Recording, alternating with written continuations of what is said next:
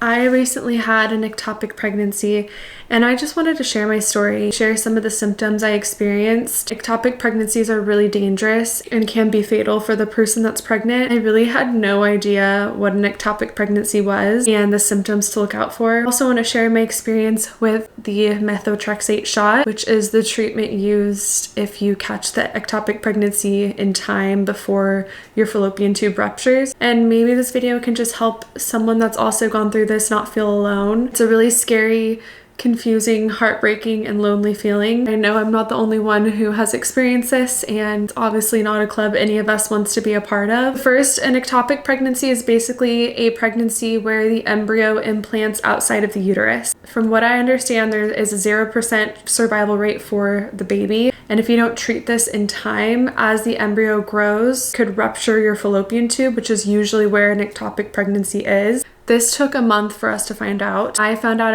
I was pregnant right away, right at 4 weeks, with a positive pregnancy test. I immediately set up an appointment with my OBGYN, and they got me in pretty quickly. I think I was 5 weeks and 5 days. At my appointment, they performed a pap smear. During my pap smear, she did say that she noticed some bleeding, but she wasn't too worried because it was like darker blood, and usually that means it's older blood, and that could have been left over from implantation bleeding. The nurse actually had a handheld ultrasound that she wanted to check for an ectopic pregnancy just to be sure, because the handheld one was like really grainy and you couldn't really see, but we did see that there was a sac in my uterus. And because of that, she basically said it's in the right spot. Everything looked good so far. She sent me to go to an imaging center to get a better quality ultrasound. Because it was very early, the likelihood of seeing any like yolk or fetal pole on the handheld was really low. Usually you want to do transvaginal this early, if at all. I set up my appointment at my first ultrasound. I hadn't even gotten my blood test yet. I had my OBGYN appointment on a Thursday. My first blood test was that next Monday. As the next 2 days go on, I start to really notice spotting picking up. It was still light spotting. I started to like really freak out. Since it was the weekend, I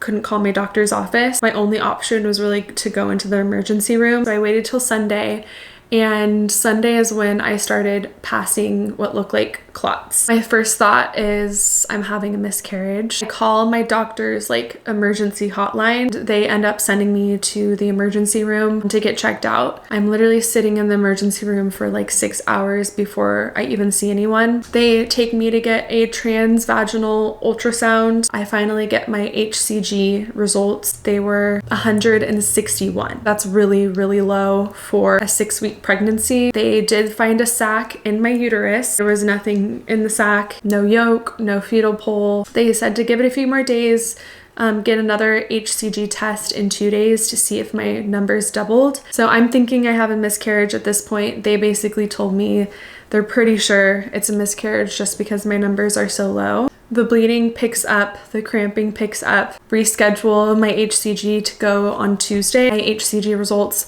had gone down. They went to 141. Whenever your HCG goes down, usually that is a telltale sign that you are miscarrying. Set up another HCG test 2 days later. And because it was 4th of July weekend, it took 6 days for me to get my results. I'm expecting my results to come back lower, and it was at 247. I called my doctor's office. I'm super confused. I'm starting to almost have hope here, like maybe this is a viable pregnancy, and the doctor's office doesn't seem too excited. They're like, well, you know, sometimes this can happen. Now we are worried about a possible ectopic pregnancy, which I didn't think was possible because they found a sac in my uterus, which would mean that the pregnancy was in my uterus and not outside of the uterus, because that's what an ectopic pregnancy means. Apparently, there can be a case where you do show a sac of fluid in your uterus, the embryo is still outside of the uterus. I get my next blood test in that 9-day period. I'm now in like the 500s. I want to say like 540. It's definitely gone up. I get an ultrasound a few days later, showed nothing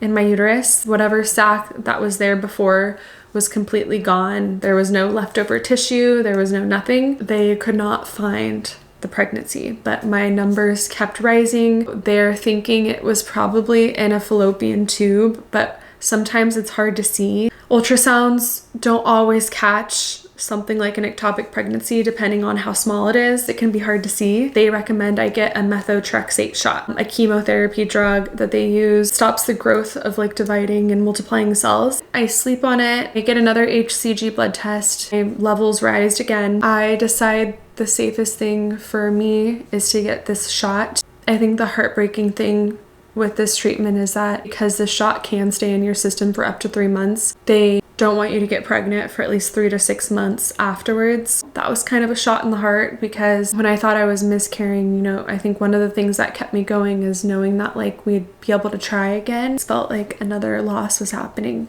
It's a lot harder to talk about than I thought it would be. It's been 3 days since I got the shot, and I will say the symptoms have not been fun. It kind of feels like a stomach flu combined with like a really intense period, like lots of cramping, nausea, loss of appetite, like really exhausted. I just kind of slept the first 2 days. My entire body was like really sore, similar to like how you would feel with the flu. But if you guys have any questions about my experience with this, I hope I can be a resource to you. I feel like there's not a lot of resources online, and it can be really scary. If you've experienced this, I'm so sorry. If you've experienced any loss, I'm so sorry. We're kind of a part of a community of people who truly know what it feels like to experience this type of grief, and it has really helped me not feel so alone. I can really just feel the love.